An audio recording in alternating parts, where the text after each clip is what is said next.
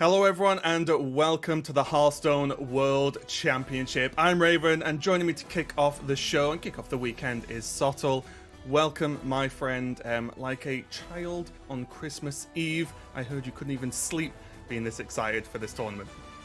Yeah, look at you exposing my business all over the broadcast immediately. Yeah, I mean, I can't sleep at the best of times, and it was a weird feeling last night to not be able to sleep, but have earned it. To know that the reason I couldn't sleep was I was excited as to what I got to wake up and do the next day. And earning it, I think, is kind of the story of this World Championship in general, because the task put before the players this year was arduous, it was intense. You know, there's been a lot of grinding for the players to get here, but I think absolutely without a shadow of a doubt, say what you will, the 8 players who are here have absolutely earned it, and you are looking at arguably the 8 best players in the world this year. Yeah, 100%. The pinnacle of Hearthstone, as the World Championship often is. But we are not just us two going to be doing it across the weekend. Of course, we do have more casters joining us, so we can welcome them and get them to give a bit of a hello before we get into the first match of the day, so we can see what they have.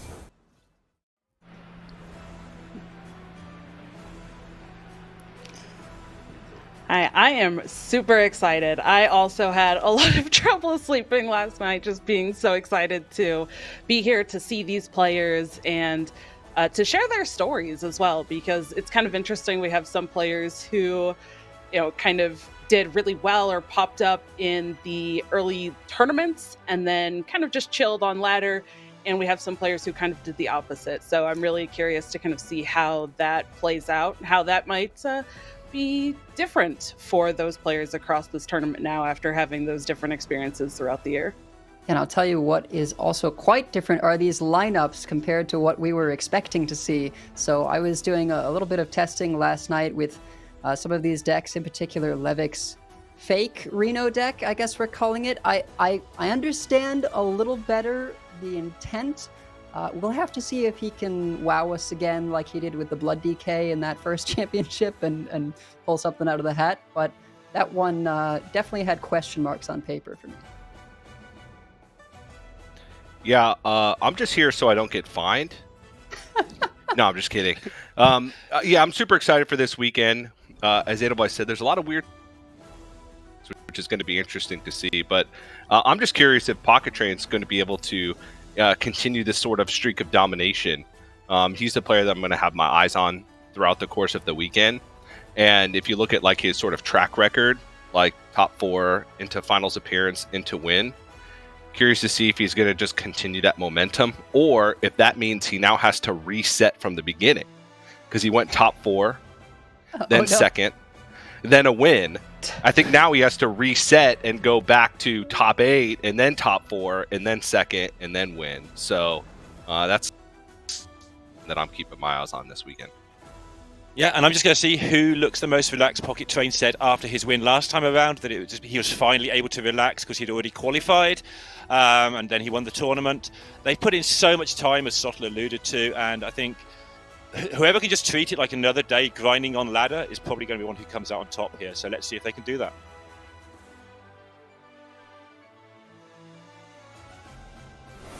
Shake hands in the center of the image. Nope. Unlucky. Nope, I really wanted to humiliate them all. No. Yeah, we should have tried to set that up, but they couldn't let them know to practice. But I will just echo some of the thoughts there. I'm super excited to see these players. As World Championships, it's that special moment, right, where we know especially how hard these players have worked to get here. You were talking about it a little bit before, Sottle, but the challenge these players have had has been truly incredible, and all of them have really earned their spot in this, and it's going to be a brutal weekend for some as they battle it out over the course of their groups, and then obviously the top matches on the final day. So a lot to play for. We can just take a look at the road they've gone on to get here, as well as what this weekend is going to be looking like, because there's a lot going on. It feels like there's only a limited number of players, but a lot of Hearthstone is going to be played out, so. Yeah, it is, and you can see the long and arduous road that people have taken to get here. We've talked about it a lot already, but by right, only 3 winners of 3 seasonal championships made it to this point, and then the remainder of those spots filtered down to top ladder performers. So what we've seen over time is not only this incredible grind and this incredibly dramatic legend finishes at the end of the month with people scrapping it out for basically the top 5 places on ladder on each server being the relevant ones. We've seen that be a massive factor for each of the seasonal championships and qualifying for those. But then, coming into this last month, after Pocket Train won the last championship and locked in his space, that qualifiers were going to look shootout, for example, and Casey, where a rank 1 legend finish, and then Casey just had to grind dozens of games on rank 2 legend trying to match that and narrowly missed out by the skin of his teeth. So incredible standards of what it took for people to get to this point. Yeah, and we're going to see it all on the line across the weekend. We'll check out the format, of course, and what this weekend is going to look like. As usual, it is going to be the Conquest format. There's been some recent balance changes to the game as well, so players did have to, as usual, or historically usual with Hearthstone, keep on their toes in terms of what lineups to bring. And if there was ever an amount of pressure put on these players to submit a strong lineups, it's for that, that tournament called the World Championship. So a lot of players, I think, put a ton of time, had their practice groups help out as well. And I think even then, there were sort of kind of external factors in what lineups were put in as well, to the extent of like who is even in your group, things that have happened in the past and have no doubt had an impact on what's happened this weekend. Yeah, even a level deeper than that, I believe the opening round matches were seeded, so you'd also be able to work out who your opening round match was. You could specifically go for like a player target if they're known for being more of a controller or a combo player or whatever else. But there are many things on the line for this World Championship, and you can see there at least a digital representation of the fine trophy that has been handed down to each of our World Champions over time. Beautiful little piece of art, I think, that has really carried with us over the years of the World Championship, become as associated with Worlds as any of us or any of these players or Hearthstone itself at this point, right? 100%, and the fact that there's not that many out there, right? So that trophy doesn't just go to anyone. There's not tons of them knocking around, so definitely a prestigious additional prize. But we've talked a lot about the tournament as a whole, and we've talked about the players' road to get here, but let's take a look at what they're going to have to do to make it all the way. Let's take a look at the groups and see how they are going to line up and who's going to start off playing first. We take a look at Group A with Gyu, Reqvam, Levick, and Hemlock, and then Group B, Pocket Train, CJ Kaka, Wiku, and Meaty. And this is a tough one, Subtle. Only 2 groups with players that are incredibly strong, but which one do you think's the stronger? Which group would you want to be in to maybe dodge the other 4? It's very difficult to say. Group A has the double seasonal winner in it, right, with Gyu and Levick, whereas Group B only has Pocket Train as a seasonal winner in there, so by that sense you could argue maybe the Group A is a little stronger. But Pocket Train is Pocket Train, and Pocket Train is in Group B, so kind of if you are a non-Pocket Train human, you kind of want to be not in the group with Pocket Train, I would imagine, because he has been probably run away the best player in the world this year with the consistency of groups that he's gone into, but that is taking nothing away from who we have in Group A, and I think particularly Gyu was not a player really on my radar for this sort of top 8, top 5 level in the world echelon, because I am very protective of players that I put in that grasp, right? I think sometimes when you're commentating elite level Hearthstone all the time, it's very easy to fall in the trap of like, oh, this guy's top 10 in the world, this guy's top 10 in the world, this person's top 10 in the world, whatever. Suddenly there's 50 top 10 players. Exactly, and then it's all meaningless. So I'm very protective over it, and I didn't really have Gyu in that conversation until this year, where I think he's really gone to show that he is absolutely right up there, and perhaps outside of Pocket Train has played the best, most consistent Hearthstone that we've seen this year. Yeah, and just to give you just an overall heads up, if you're not used to seeing it, if this is maybe one of the tournaments you've just tuned in for Hearthstone, if you're new to competitive play, the idea of the group phase is basically a player has to win twice to get out of it, and if you lose twice, you are out. Double elimination group. So something to keep an eye on. And make sure that by the end of today, at least, we will know at least, you know, 1 or 2 players for the groups that are going to be, one player from the group that's going to be looking good to make it to the next day, and then we'll have those final decider matches tomorrow. So we'll have a good idea of at least some people who are going to make it to that special final day. Let's take a look at our first matchup specifically, Sol, which is going to be the one we're going to cast to kick off the day, which is going to be Gu versus Reqvam. Indeed, and I already touched on Gu significantly for this tournament. I think he is a real favourite, one to keep an eye on in general, but it's been great to see that some of these players that we haven't necessarily considered an upper echelon top tier competitive Hearthstone player really break out this year. Because honestly, this is a year with less variance in it than we have seen in previous years, right? Because the overall sample of games that are factored into whether you make it to the World Championship is so massive, because it includes basically every ladder game that you play over the course of a year as well, in a weird way. Literally a year's worth of games, right? Yes, like, without any real exaggeration. And it goes to show that, you know, some people who've been consistently very good but haven't necessarily spiked that big win, which you kind of needed in previous systems. You needed that big MT win, you needed that big seasonal championship win or whatever to progress forward. In a lot of senses, you needed to hit a top 4 or whatever the qualifying cutoff was. This year is just all about consistency, and Gu has been shown to be one of the most consistent players. Naming the favorite deck as Enrage Warrior for this one as well, and not bringing it to the tournament, I think is very worth shouting out. Lineup-wise, in general, like, this will be a theme of my time on this broadcast. I have a lot of issues with a lot of lineups in this tournament. I've never quite felt so disconnected from the overall vibe of decks that people have brought to a tournament. But Gu, for me, is one of the people where I look at the lineup, I'm like, okay, I might not have necessarily brought those exact 4 decks, but like, I get the plan, and I feel like you're executing a plan well overall in the tournament with a very, very strong aggro lineup.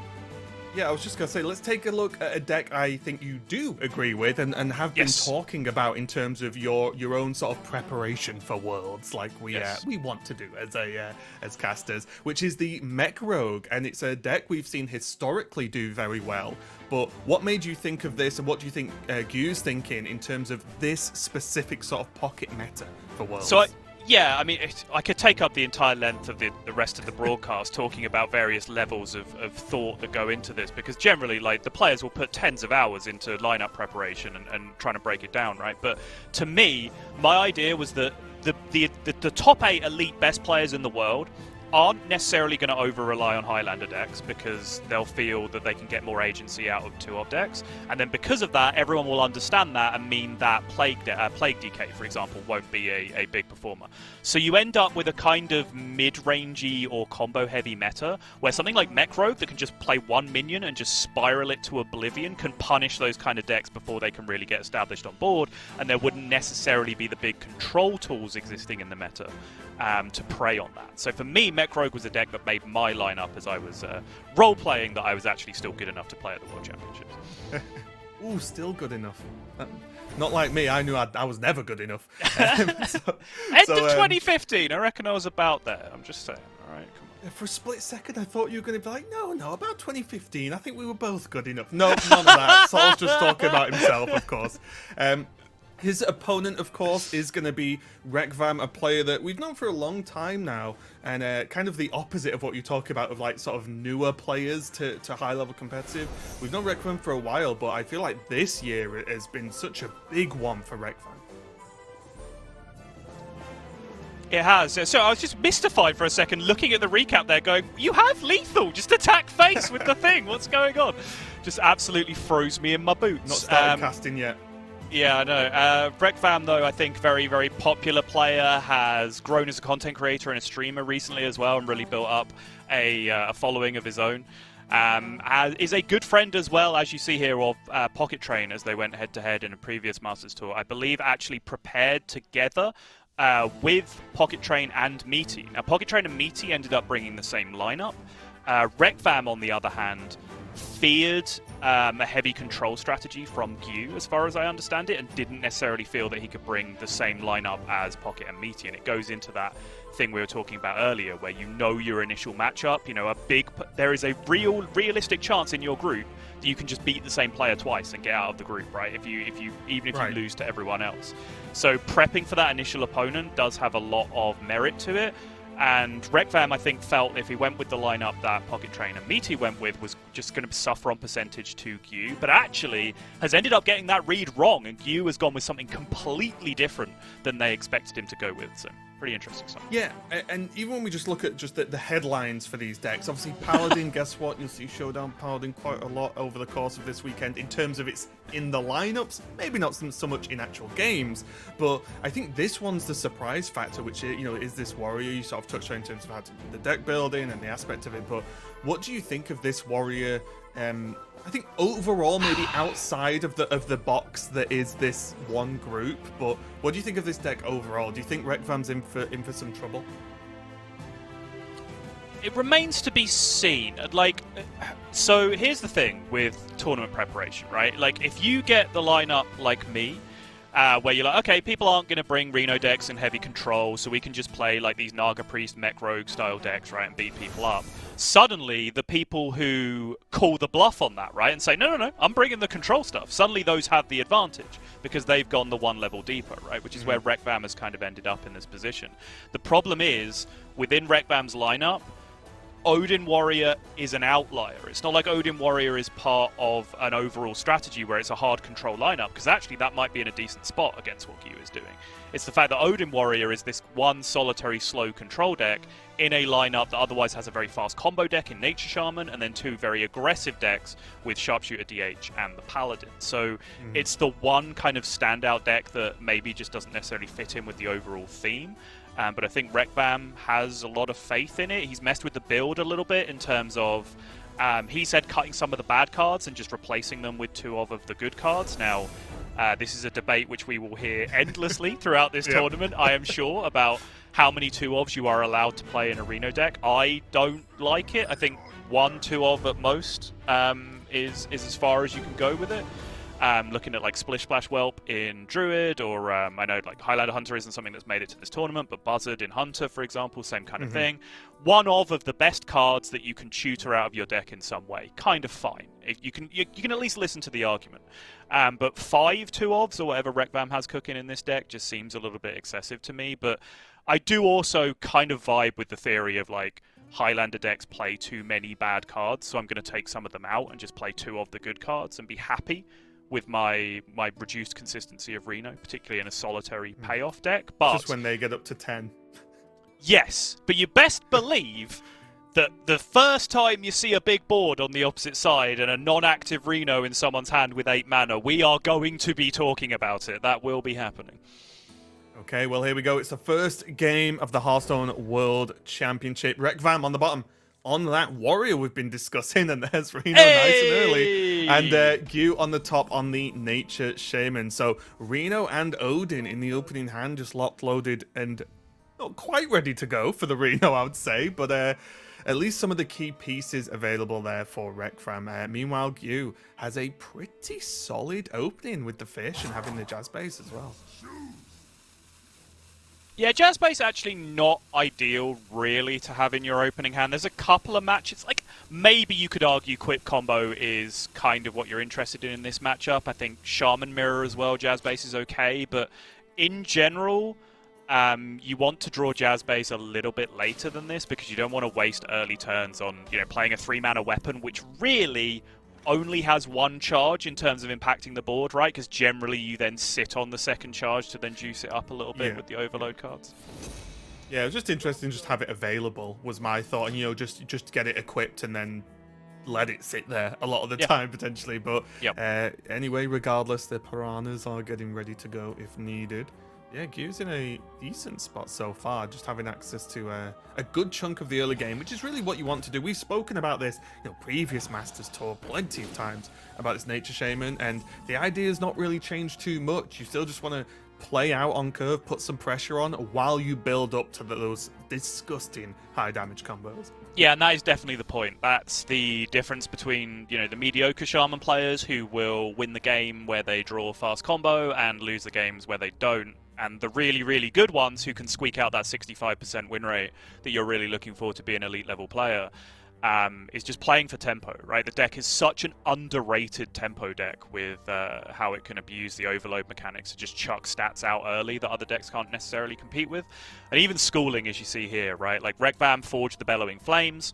Q says, all right, well, you better use it on this or you're going to be taking 6 every turn. Right.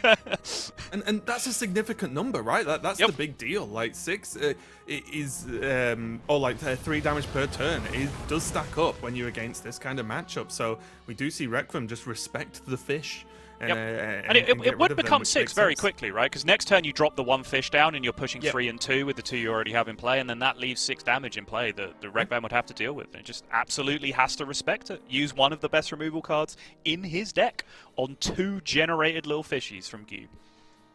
And there's still 1 more in the tank. Yeah. And yeah, this is what I'm talking about, right? Like, you might think, oh, Jazz Base, play Jazz Base. Start juicing it up with the Overload cards. No, I love this from Gyu. He's saying, nope, Jazz Base is 0 tempo, this is lots of tempo. I'm doing this one instead. I think that is absolutely correct in this one. Especially after seeing the flames, right? It's just even better, because it's just where you've just used that removal, you better have something else.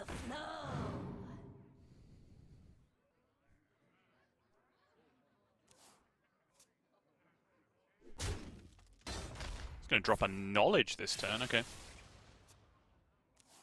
Not sure what the other 2 options were. Hopefully we can get that looked at. But interesting to see Gyu taking a more value-based approach with the turn 4 after the tempo push on turn 3. How much of the Gyu's sort of overall strategy will alter now that Titan's available for him, right? Like, does that say, well, okay, now I can start building more aggressively towards some combos, or do you think the game plan isn't massively affected by this, other than managing overload turns? Yeah, I think so. So you call out one, which I think has a big impact, is you want to manage overload turns. You want to be able have access to 6 mana on turn 6, whether with coin or without, right? So you need to be careful with your overload going into that. The other thing that becomes a big factor is you kind of want to fight even more aggressively for tempo, because firstly, you can afford to dump cards because you know you can draw more with the Titan.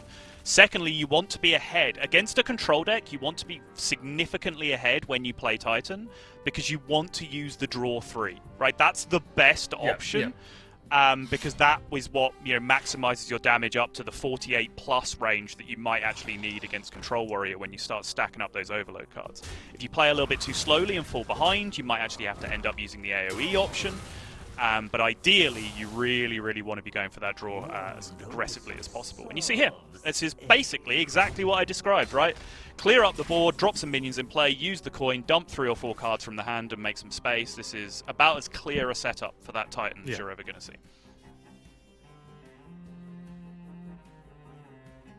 And it's not something that's going to be a huge surprise to Reqvam either. I think if you've ever played against Nature Shaman before, then okay, hang on, they're not overloaded going into turn 6. You have to be prepared to deal with Golganeth, because if you don't at least have some form of plan, you can find the game really spiraling out of control. The second that lives for more than 1 turn, you start to get into some extra troubles. So now it'll just be about Reqvam just working out exactly how he wants to set up for this. Yeah, I think if you leave Golganeth alive against Nature Shaman and you don't then immediately die, the Shaman player probably messed up quite horribly on the other side. It'd just be interesting where and if a weapon swing even flies this turn, right? Because you might think, oh, well, you need to take these out because they're minions hitting you for damage, but then there's kind of 3 less damage available for the next turn. It's going to clear up the board, though. Yeah, it's the other great fear against the deck, right? Like, little, small, insignificant minions. Control Warrior a lot of the time would say, oh, those are small, insignificant minions. I don't really care about them. But a minion isn't just a 2/2 that's going to attack you against Shaman, right? It's a minion that can have bioluminescence dumped on it, and suddenly the damage of the deck goes through the roof. I don't think Reqvam would be too worried about that right now, not under Flash of Lightning conditions this turn. I don't think there would be any real threat, but there is the Jazz Base in play, of course, which you do always have to be scared of. Now, there's not many moments that make you not want to play Golganeth on 6, and I think Gyu was just thinking about the turn but he's just like, yeah, it's just too good. So not too much of a surprise here. It's going to take the card draw, of course, and now we'll easily be able to clear up the board if he so chooses. Yeah, the hard part of the turn is working out what the card you play using the discount is, right? Because this now draws up to 10 cards, so you can't play Ancestral Knowledge, you can't play Flash of Lightning unless you want to risk burning a card, which is very possible. Now, particularly with this hand, is immensely possible because you actually have everything you need in your hand to be able to threaten lethal here, so I'm actually well on board with this. But if you'd have drawn into a very different hand with those 3 overload cards, then suddenly you'd have to be thinking, oh, I might need second bio off the top, I can't really flash here because it might not be lethal. So I think all the planning from the start of the turn there from Yu was just to say, okay, let's just work out what happens if I draw like Feral Spirit, Turn the Tides, Ancestral as my 3 cards, right? Right. You're going to make me count, aren't you? If you're asking me, then yes, I always make you count. Yeah, Reqvam's turn, a little bit simpler a lot of the time. It's just, yep, okay, I'll clear this off and do what I can do. And now Yu's going to have to work out how confident he is with this damage, or at least counting it. Does have Inza available as well. Yeah, not quite there. Novice Zappers, Yeah. I think, are massive in terms of juicing the Jazz base. Like, you can basically play out, I think, 4 minions and still get the Bioluminescence down to 0. But with the Crash being burned off the top, obviously not coming into hand, I don't think quite there with the 39 with the extra armor gain that Reqvam has been able to piece together on the other side. Even with that Snake Oil, of course, which is really, when we talked about how the deck hasn't changed that much, Snake Oil is kind of the one new big addition to the deck in terms of, I think people will be a lot more used to seeing it in Sith Mage than perhaps they are in Nature Shaman. But very much that same idea of just an additional 0 mana burn spell that can represent phenomenal amounts of damage. There was one thing I was going to bring up as well, but we kind of moved off, as when, you know, oh, do you have to dump cards to empty your hand? It's like, well, Snake Oil sounds like a card you would dump. Not really in this deck, though, because that's just damage. Reqvam getting that Odin down finally. Still on a significant amount of health now, and now suddenly this is where Odin Warrior flips from becoming a kind of defensive deck to a highly aggressive deck, and we'll see how that one turns out so far. But Feral Spirit's going to go down, and you... Is this the turn? Ancestral Knowledge looking for Lightning Reflexes, probably. Yeah, Does hit the Lightning Reflexes, okay. So you have plenty of Overload. Your Bioluminescence costs 0. For sure, with the Jazz base at this point. Your Overload is absolutely chilling. So you can get 4 minions, 2 of them being Novice Zappers for +6 spell damage. Currently have 3 burn spells in hand. One of them is -3. So yeah, you'd need both sides of the Lightning Reflexes to hit, I think. So yeah, it actually ends up being a good decision trading that away. Does get Crash?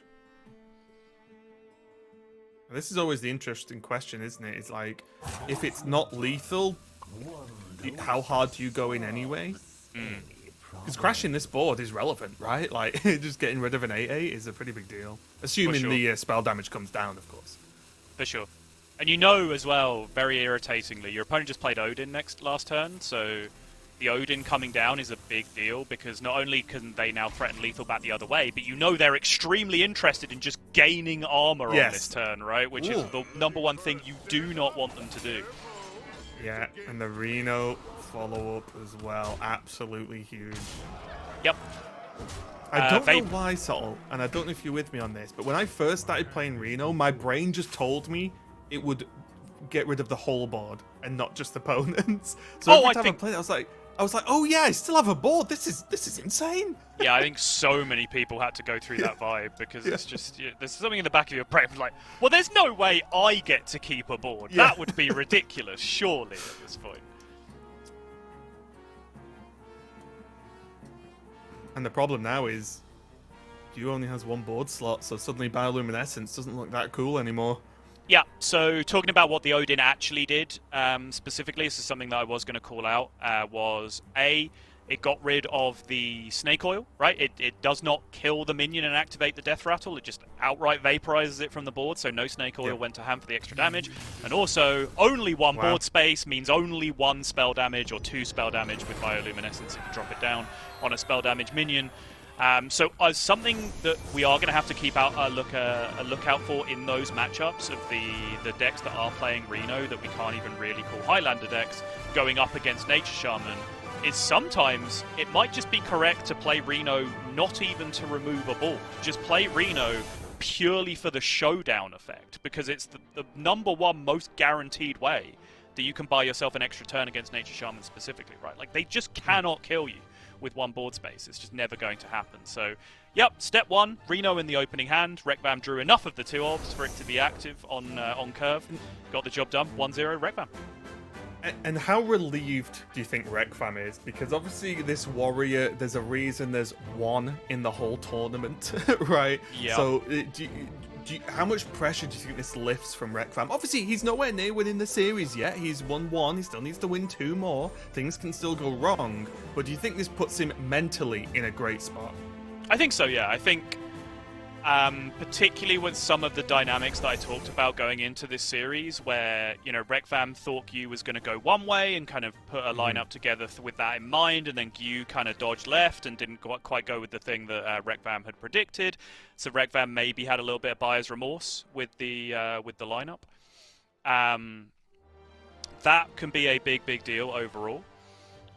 So having then got the one deck, which seems a little bit sketchy overall, a little bit of a left field deck through straight away, I think is a huge bonus for Reqvam's mental game now for the rest of the series and for the rest of the tournament, right? Because we can talk about future series as well. Like, if you suddenly go 0-3 in your first series with this this risky deck that you've brought, suddenly your confidence in it just gets shattered for the rest of the tournament, right? Of course, yeah. And now Reqvam is going to have Nature Shaman, his own, and of course the Demon Hunter left over with to get a win. And Gyu still, again, like I said, by no means out of this race yet. It's just a single game. This is best of 5, which means the player has to take 3 decks over the line to be able to move on. And we talked about this. We touched on it a little bit at the start, just saying that the way that some players could potentially prep for exactly their first opponent of what they thought they were going to bring, like we talked about Reqvam, is the win, even just winning one match, your first match, for example, in double elimination groups, is such a big deal. Like, your chances of going through just skyrocket at that point, right? Because like you said, there's a chance that even if things go badly in match 2 for you, you have the possibility of playing the person you beat in the first round again, which means, well, if you beat them once, obviously you know you've probably got a good chance of beating them again. So this first victory in these double elimination groups is often vital to their chances to getting through. Yeah, absolutely. We have Nature Shaman still left on Reqvam's side as well. Interested to see if we will end up with a mirror, because that can be an incredibly explosive matchup overall. But okay, looks like Reqvam is going to go onto this Naga DH instead. So yeah, as mentioned, Reqvam's decks are actually very, very fast. Not necessarily aggressive as being the right word to use, but Nature Shaman, Pure Paladin, and Naga DH, or Sharpshooter DH, as the 3 decks outside of the one that we just saw win as well. So that slower deck, even though it kind of just won on 8, if you really want to describe that as slow, does stick out in Reqvam's lineup like a sore thumb. And the rest of this series, I would predict, will be pretty rapid from this point. Yeah, Gyu's going to be jumping over to the Mech Rogue for Game 2, and Reqvam on this Demon Hunter. And this Demon Hunter, I mean, I was playing it up until probably 5 minutes before we went live for today.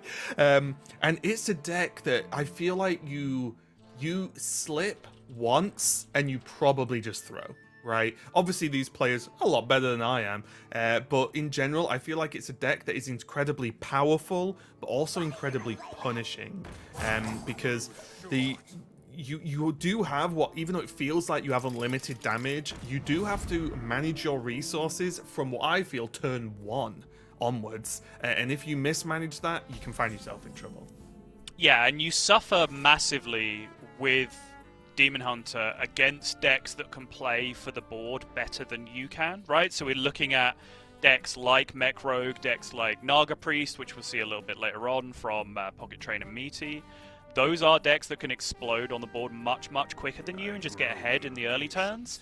And as soon as your opponent has made this big board where they have 3 minions with, 4 to 6 health on each, suddenly the size of the pop-off you need to even, clear that board and make them have an answer just becomes so much greater than it is if you're playing against more of an AFK deck that's just drawing cards or forging things in the opening turns. Right?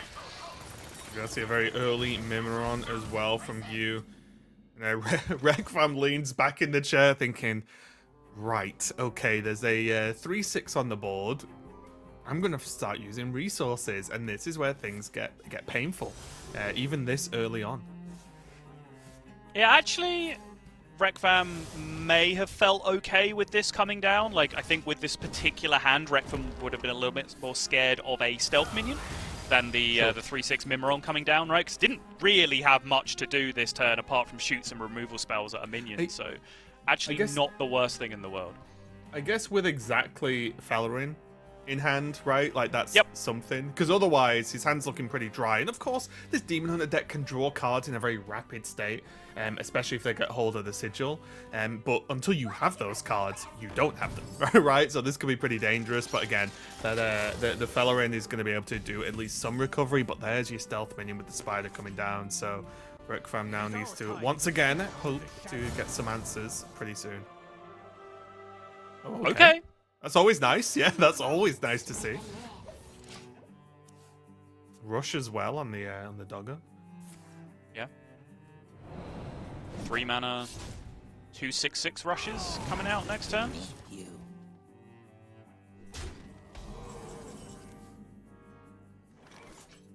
Oh, there's Sigil as well. And Now, because can you saw Reqvam be Scourge greedy? Illusionist specifically come down here, you may be a little tempted to just draw the cards instead. Yeah, it looks like he is going to do it. Yeah.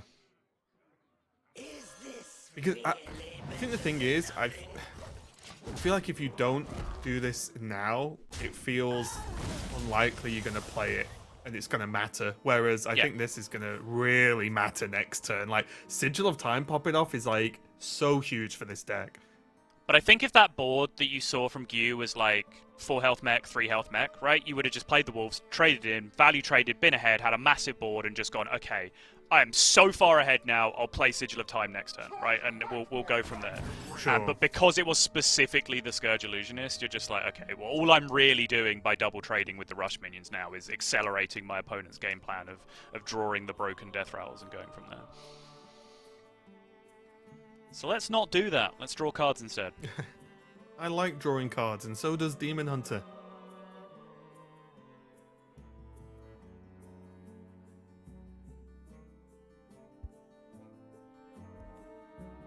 Gyu's gonna try and piece something together. This is a little bit tricky. Nothing huge to build on right now, which is, again, what you really want to be doing, especially in this matchup. What Gyu doesn't want to do is give Demon Hunter time, and especially with these triple card draw coming out now. It's going to be huge and potentially very, very scary here as Reqvam sees what he's going to get rewarded here. Momentum, pretty good pickup. This time does have to take the clear, though. Yeah, it's too much. Yep. As you can see. Double 6/6s, clear that up nicely. Yeah, and this is now very scary because having this kind of power on board doesn't happen that often with Demon Hunter in this kind of matchup, right? You have just 2 6-attack minions as well as obviously the Naga. Like, that is significant, and like one good draw or one sharpshooter and this could be done, right? Especially with 7 mana. Like, for all Gyu knows, there's a sharpshooter potentially in hand, and then there's a pop-off turn and go. Yeah, I think Reqvam is in an absolutely phenomenal position here. Just by delaying that one turn, right, allowing you to just have the board in a pretty insignificant position for 1 extra turn, and then taking it this turn, that now means, okay, the Thunderbringer is coming down this turn. Well, the Thunderbringer would have been down last turn, and then the result of the Thunderbringer would have been in play this turn, which would have been a significantly scarier. So now, Reqvam just praying for a sharpshooter off these next 3. Draws. Oh, Oh, there it is. okay. Okay. Sharpshooter, double one drop Naga with obviously the mistake in the back already mech'd up earlier on. Like this is good. This is when I just assume it's lethal, sort of. It's lethal. Yeah, it's that's very my view. lethal. Yeah. Yeah. But again, I think it's like the 2/6 powers is it's just so strong. Just having that extra damage, like preloaded, the fact they've been allowed to live is such a bonus for Reqvam. Makes these turns so much easier. Oh, hang on. We would quite like 2 damage to go to the horsey if at all possible. I guess you do have No, fierce yeah, outsider. got the rush. Yeah, sure. And there's still the 0-cost spells, right? So that's gonna get the work done. And 6, 12, 16. Oh. Ooh. Wait a minute. Predation still got disposed. Still have dispose, right? Should be enough, that's right? fine. Yep, I think so. Okay, yeah, okay. I was confused then. I was like, well, I did a quick head count and it looked plenty, but now just lock in the attacks, Reqvam. I don't know if there was like a ordering mistake where by playing dispose first you could have maybe seen 3 cards that screwed you up for the if you see the exact 3 cards you needed. Sure. I don't. You needed exactly all 3 of those. I'm not sure. All happening a little bit fast at the end. I'll be honest. Halfway through that turn, I just eyeballed it and went, "Yep, that's lethal." I'm gonna stop thinking now because I'm not actually playing in the World Championships. I don't have to get all of this stuff right, but Reqvam of course does, and Reqvam at least got enough of it right that he now goes up to a 2-0 lead in the series, which is absolutely massive. And now, Raven, now is Nature Shaman for Reqvam. And we have to talk about this, right? Because for the last 3 events now, if you include this one, I have been a big fan of Nature Shaman. And in the last 3 events, or the last 2 events, because we can't include this one, we don't know the results yet, Nature Shaman was quite bad and then pretty mid in the 2 events that we watched. Now, you could make the argument that it was in the winning lineup of one of those tournaments, which is a big deal, of course. But I think there are still question marks. Nature Shaman exists in that space where all data being reported says that it's a pretty mid deck. But even the people who are just stringent data hounds also then concede that it's one of the most skill-intensive decks in the game, right? And you can see the trend in win rate as you go up the reported curve of skill level of people playing it. And that you can project that curve out to then the very best players in the world with the deck and how good their win rate will be with it. However, outside of moments from Pocket Train, we haven't really seen the deck perform to that level, right? Like, we've seen, similar to Boar Priest, right, with exactly the same caveat. Outside of Pocket Train, we never really saw that deck perform to the level that people debated that it might be able to. So, here we go. Big test number 1 for Reqvam on Nature Shaman.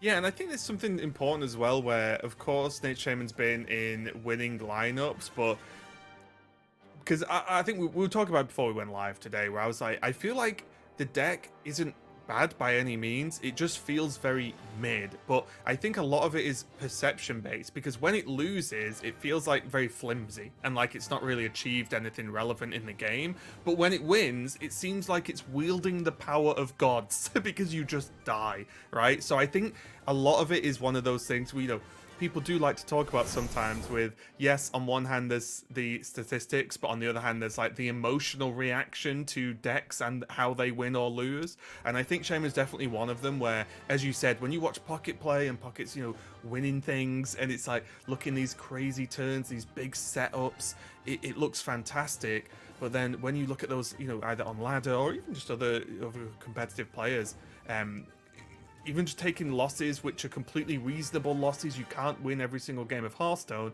but the deck just looks like it doesn't really achieve anything. Like we saw it earlier where Gyu had a decent setup, Areno came down, and then Gyu died. It just didn't. It looked like it had all the setup and no outcome, right?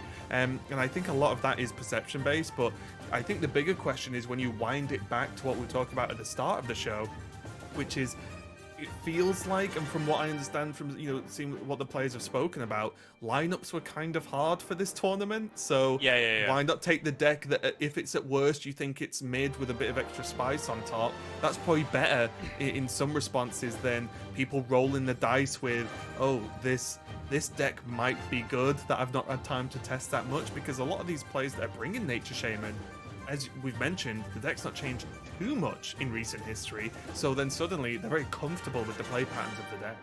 Yes, but that is a great point to leave it on, Raven, because the small changes that have been made are actually incredibly relevant in this series. Because as we mentioned before, 2 copies of Miracle Salesman have come into basically everyone's build of Nature Shaman now, right? For that 0 mana spell that can represent extra burn damage, can also be used as emergency cycle when you're digging for those big pieces that you need to win the game. Cards have had to be cut to make room for that. We also play Jazz Base now, which was not the case 2 Masters Tours ago before the Bioluminescence nerf, right? Because we sometimes need that extra mana. Some of the cards that have been cut to make room for those additions are, for example, Lightning Storms, which were in initial builds of the deck some time ago. Gyu's lineup, in case you need a refresh, is Treant Druid, that's an aggro druid, Mech Rogue, that's an aggro rogue, Pure Paladin, that's an aggro paladin, okay, it's banned, and then the Nature Shaman mirror on the other side. So against 2 of the 3 matchups remaining, outside of the banned Paladin, Lightning Storm's a real good card to have in your deck, and quite rightly, by the way, Reqvam is not choosing to include that because the build has just moved past it, but this is where some of Gyu's lineup building can just perhaps give him an advantage in the series. And speaking of Gyu's lineup and this druid specifically, you know that I'm a 2-of Dragon Druid gamer personally, as my druid of choice at the moment, but what do you make of not only this specific matchup, but this Treant Druid bring in total from Gyu? Because I know you've not been the biggest fan of Druid in general in this current meta, as far as I've heard, but this one I feel like you're warming towards a little bit.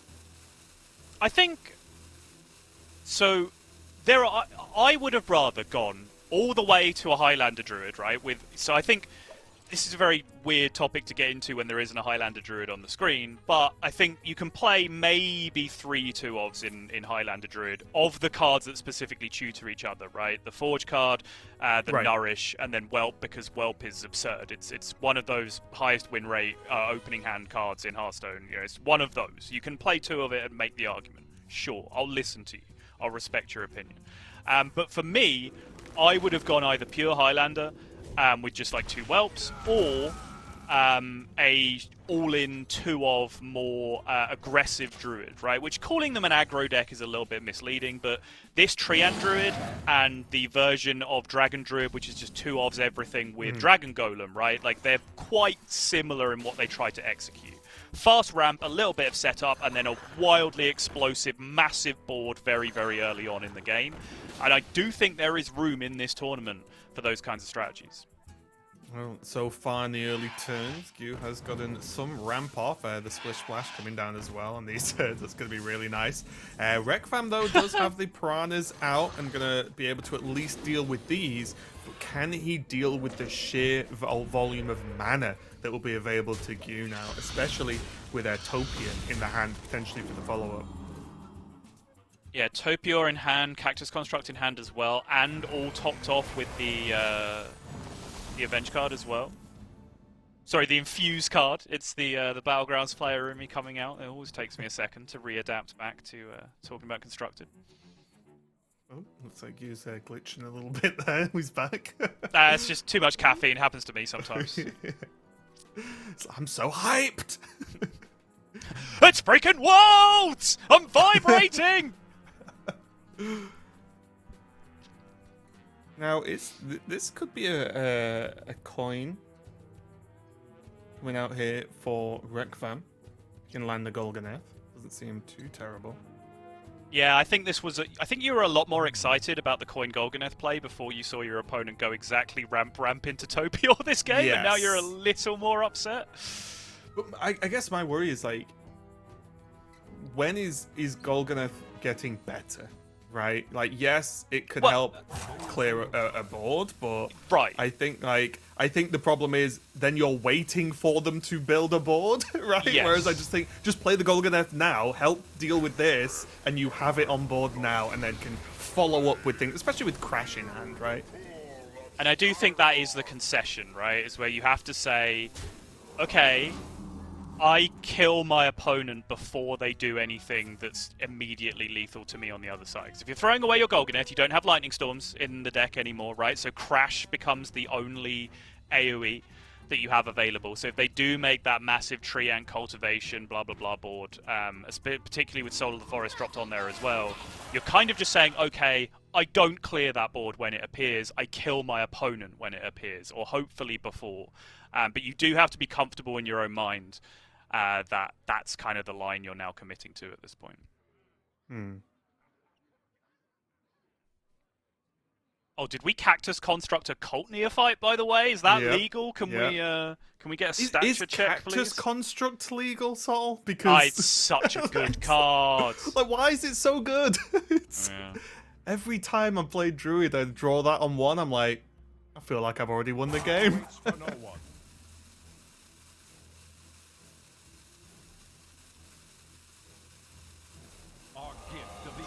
You can just Soul of the Forest this board, right? Yeah, I kind of like this, honestly. I mean, it's good enough, right? Yeah. It's threatening. Also gets the Neophyte down.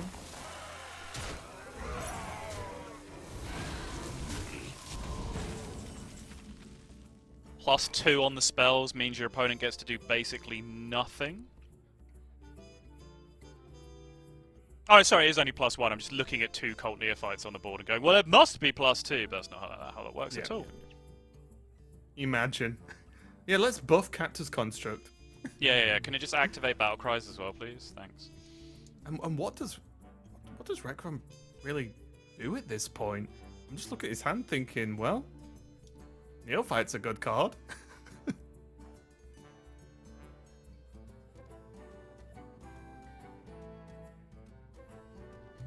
Okay, hear me out, Sol. I'm hearing. What if Reqvam does nothing this turn? Can hero power or whatever, but doesn't try to do anything crazy and just say next turn we'll go. We flash, right? Like, it's not do nothing. nothing. I mean, like, flash. For example, could have played a Crash, could have tried to draw more cards, could have done whatever. But I think like just say this use board sticks, accept it, and then say you'll recover next turn. Yeah, I think the flash was the right decision. I think if you went into second flash immediately there, you might have actually just been in business in terms of trying to threaten lethal, going back the other way. Yeah. Imagine it would just be the Goose smile down to a frown. If it's all flash, you just think, oh. Oh, can I have my Neophytes back, please? Thanks. The fire's looking really nice here. It's just heal and armor, I think, right? This board represents lethal, so you just make your opponent have the 33 that they're going to need. Yep, I respect it.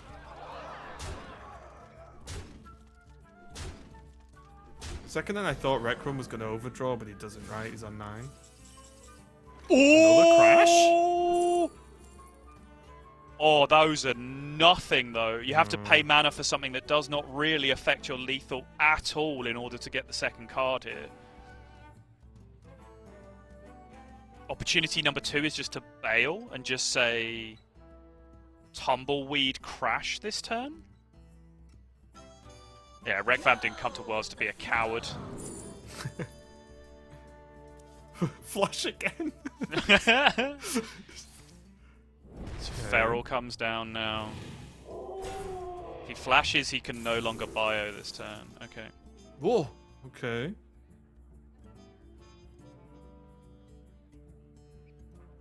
I mean, there has to be something, right? He knows Astalor's in hand. Yep. So something has to be done.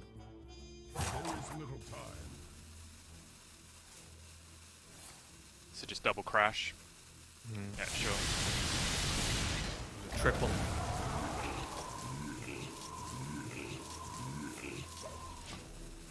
Now finally, the life from death gets juiced.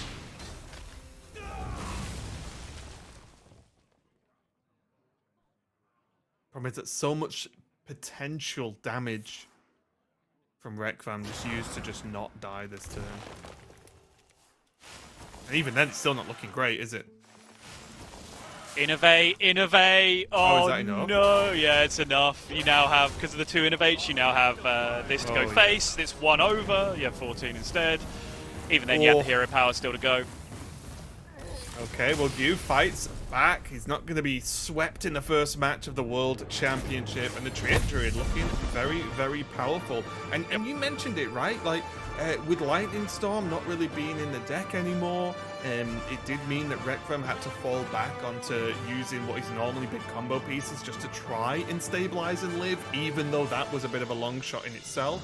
And just shows the capability of a Druid right now, whether it's Dragon Druid, Reno Druid, Treant Druid, but just having access to those splashes, you know, the whelps is so strong, because being able to just ramp as well as tempo out is incredible. Like, it's one of the best cards that's in the game right now, and it just showed that even if there wasn't like the double ramp that came down, like, that could have maybe given Reqvam just a little bit more time, but no, Yes. you just said no, not enough, not for me.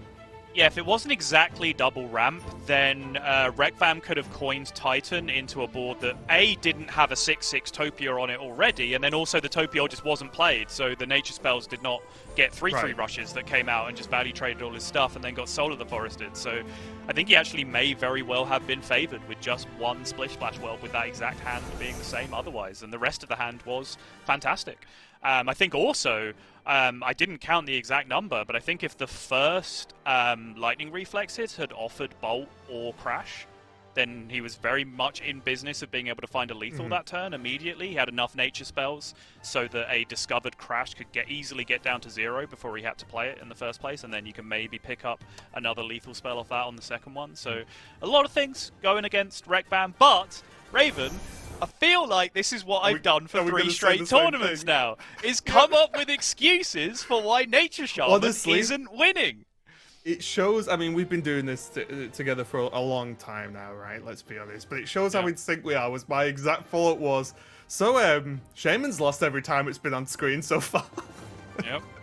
And, you know, will it continue? There's only one way to find out, guys, and that's to keep watching at the Hearthstone World Championship. Because it will be hilarious if we fast forward and we like, did we just pretend Shaman was good for a year? Like, is that what happened in 2023? We just thought Shaman was good when it wasn't? Well, okay, here we go. One has to win right now because we're going to go into a mirror match. So Reqvam, if he loses this one, he will be going up against that Mech Rogue. And I do think Gu's just thinking, okay, let's try and get this one out of the way, because this is the trickier one, I would say, in terms of matchup, just down to the nature of being a mirror. So do you remember that one year where we all thought flared jeans were cool? It got worse. We thought Nature Shaman was good for an entire year.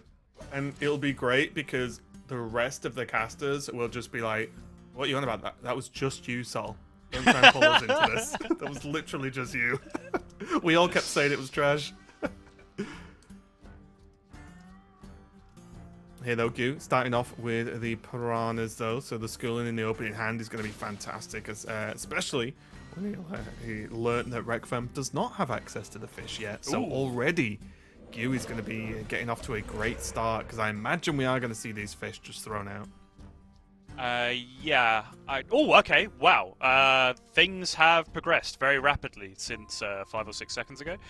Reqvam picking up Jazz Base and then you picking up Jazz Base, and I know I mentioned that you don't really want Jazz Base super early in a lot of matchups, but I think against Shaman specifically, it is such a combo race that having that Jazz Base available nice and early means that you can just scam out a very, very quick combo.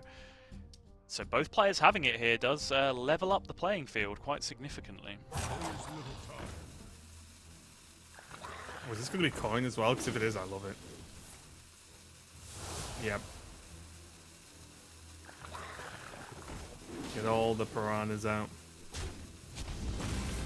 Already though, Reqvam with Turn the Tides is going to be able to answer. Takes the value trade as well, takes 1 extra damage to preserve the 3-1 in play. Love to see Again. it. Ooh, second set of fishies now. But double burn spell in hand already, no sign of a bioluminescence, does have some card draw, and it's overload card draw as well. You does have to just take a moment here, stop and think, okay, if I play a Jazz base now, with what like an average distribution of card draw looks like from this point, when do I kill my opponent? And is that something that I'm interested in trying to do? Or do I actually just keep fighting for tempo? Sounds like a maths question on a test I have no interest in answering. But Jazz Base is equipped at 5 p.m. on a Saturday. Please find X, piranhas. and Raven just circles the X in the question and goes, there it is, found it. And then I laugh because technically I'm right. Yep. That's the only thing that matters. Oh, Reqvam. Reqvam, no hesitation! Complete opposite fashion insta. Although Reqvam did not have access to piranhas, so maybe that would have helped, but we'll see how this one goes. See, you could just still go for raw tempo and just play the Feral Spirit Piranha out or something, you know, and just say no, you will keep swinging this, and if you don't, I get to hit you in the face with the dogs. Mm-hmm. Which I think there's merit to, right? Because Reqvam did not overload on the previous turn, right? That's the turn before's overload that's now unlocking, so you has to think about one of the kind of slow and inflexible turns that Shaman has. There's not many of them, but this is one of them where you just want to jam a 5-5 on turn 5. I just think, like, Reqvam can't not swing this weapon. You know, like, it's not like the game won't let him swing the weapon, but I feel like it's unlikely in a lot of instances, and then if Reqvam does decide to try and defend, then great. This is a hand, Raven. Don't know if you've noticed, but it's a hand. There are cards in this hand. I'd hope so.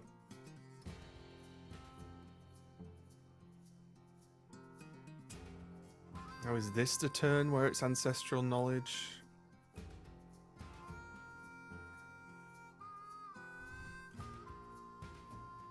Or is this just get the base equipped now, just because the trade exists? If you want to hear me out on weird lines, there's also Bolt the 5-5 and play Thorim to draw 2 and unlock this turn, then just trade 1, 2, 3 in. Lands a 3-4 on the board against the Titan turn as well, which is kind of appealing. Oh. Played this deck before, right? You call down the vengeance of thunder. Gonna be a nice setup there.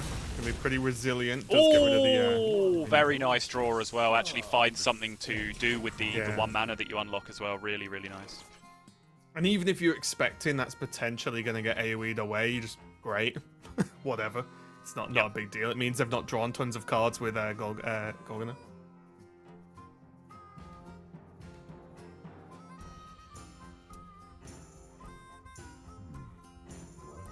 It's just that solitary 3-4 that's on the board now is just annoying Reqvam so much, right? Because a lot of this matchup is just damage swings, and so what Gyu did is, yes, he used a lightning bolt, right, which can be a massive amount of damage, I understand. But the plays that we were looking at otherwise involve you smacking your face into a 5-5, right? Or your board getting cleared and that 5-5 still existing and then smacking you in the face for multiple turns. Instead of that happening, he's just pushed a bunch of damage to Reqvam. And that means that if Reqvam wants to drop Titan here, he has to AoE, and then he also has to commit further cards just to clear up the board. So now the card draw hasn't happened.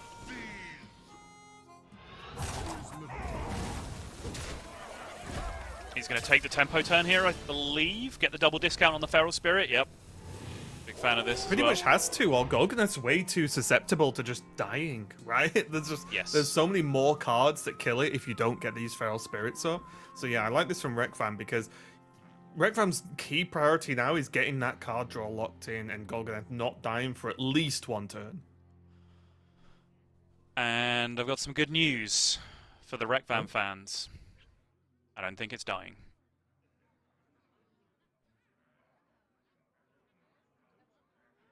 Can we buff Snake Oil to deal 1? You know, maybe. Snake Oil is very good. Do you really want to buff it? You a fan of more mage sort of? No. I thought that'd draw you back.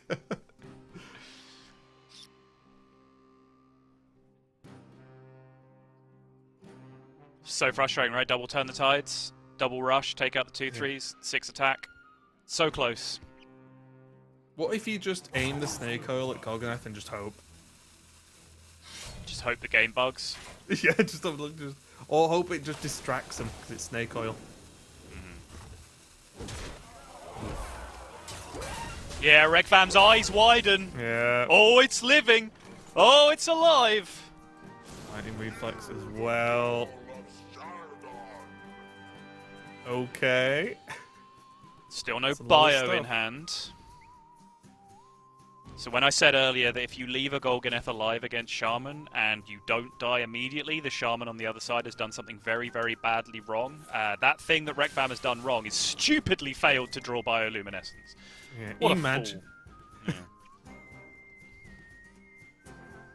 This is going to be a good setup, though, at worst. Flow Rider, that has to find it, surely. Go with the flow. No! Is this just lightning again? It's reflexes, right? Yeah, you're under flash next turn, so seems good.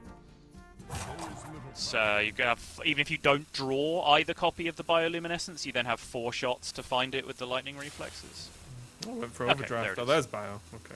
Yeah, actually not entirely sure how many cards are left in the deck right now, which does affect that choice as well, because you are guaranteed to see a certain number of cards from this point with the Ancestral Knowledge and the Natural Draw at the start of the turn, etc. So that will influence which card you want to pick up in that spot.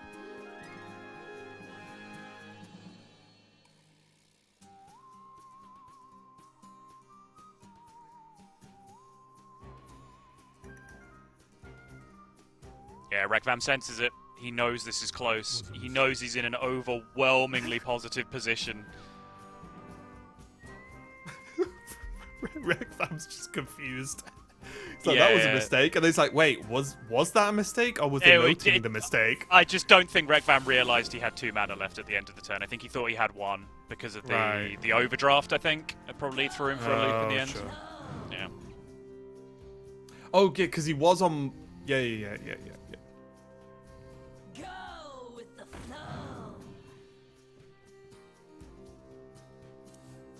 Okay, those options. So I can see the discovers. I was going to try and read them out, but because Q's getting offered the good picks, he's picking way too fast for me to see the cards. All right. That's a lot of Just zeros. execute. All you have to do is play the cards in the right order, and you are 1 step closer to a World Championship. Yeah, Subtle giving Reqvam the big advice we've all heard in our careers, which is just win. And I think Yes. that's what he's about to do. Big bioluminescence on the board here. Lightning bolts for 11. The crashes are there. Plenty of damage. And that is Reqvam taking a win with the Shaman and taking a win in his first match of the World Championship. Moving on to that winners match in the group. And there you go. First job, Subtle, done for Reqvam. Absolutely, and first job done for the best deck in the game, Nature Shaman. So yes, the story, of course, coming out of series number 1 is, yes, big win for Reqvam, big loss for Gu. I've kind of hyped Gu up going into this one as perhaps second favourite for me behind Pocket Train. I think I've been incredibly impressed with him as a player. I like the lineup. It may look a little unconventional, but I kind of like the overall full aggro idea that he's going for with Nature Shaman thrown in there as well, which is a deck I'm a big fan of. However, we're already going to be asking those Nature Shaman questions, right? Like, Nature Shaman lost twice in that series, 3 times if you include the mirror that it's lost.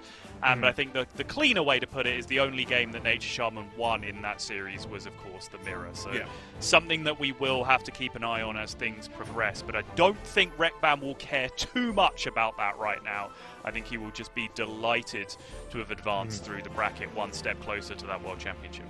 Yeah, as long as you get over the line, it doesn't really matter how that's achieved overall. And I do think that another deck I will be keeping my eye on is that Odin Warrior, because we saw it and it kind of just happened in a blink of an eye. Game 1, won with it, played Odin, played Reno Go, and okay, job done, but will that continue for Reqvam? Because that's something I'm very interesting, because the deck idea is cool. I personally like the style overall, but it's just, will it be good enough? It passed the first test with Flying Colors. but just like Shaman, definitely going to be something I'm going to be keeping an eye on. And just because I know you've looked at all the lineups, Saul, with Gu dropping down to lowers, Gu, just for those of you at home that don't realize, is not out of the tournament, but is effectively on his last life. What do you think his chances are? Do you think Reqvam was a tough one and the rest of the group's looking okay, or do you think he's in big trouble? I do like the lineup overall, so I think he's still in a reasonably good position. The other lineups are significantly different. There's nothing like that Odin Warrior that he's going to have to deal with. Levick, for example, has Plague DK, which I think Levick will struggle to get a win against this lineup with Plague DK at all. Like, every deck is just going to play minions, and then you die if you're playing Plague DK, which is a problem, and I think Nature Shaman will just get there very quickly unless you draw like 7 Frost Plagues over the course of the game, then I think you'll be fine. So I think he still has a lot to say in this tournament. I'm still expecting him to put in a decent showing, and I absolutely would not be counting him out yet.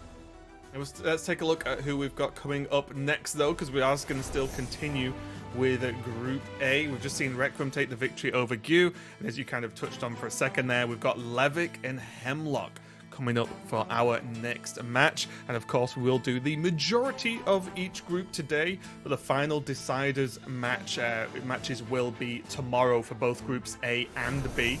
So nothing's done until it's done, so make sure to tune in both days. We are just going to go to a break while we get that next match set up for you, so don't go anywhere, and be right back with some more Hearthstone World Championship.